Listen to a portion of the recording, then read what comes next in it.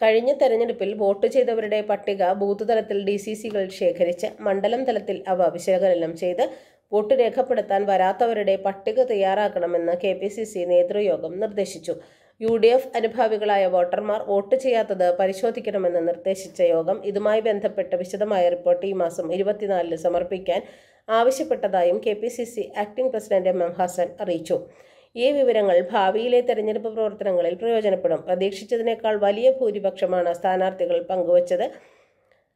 സംഘടനാപരമായ പ്രശ്നങ്ങൾ പലരും ചൂണ്ടിക്കാണിച്ചിട്ടുണ്ട്. അതും സംഘടനാപരമായി തന്നെ പരിഹരിക്കും. ലോക്സഭാ തെരഞ്ഞെടുപ്പിൽ പോളിംഗ് ശതമാനം കുറഞ്ഞതിന് കാരണക്കാരായ ഉദ്യോഗസ്ഥർക്കെതിരെ അന്വേഷണം നടത്തി നടപടി സ്വീകരിക്കുന്നതിൽ തെരഞ്ഞെടുപ്പ് കമ്മീഷൻ കാലതാമസം വരുത്തുകയാണ്.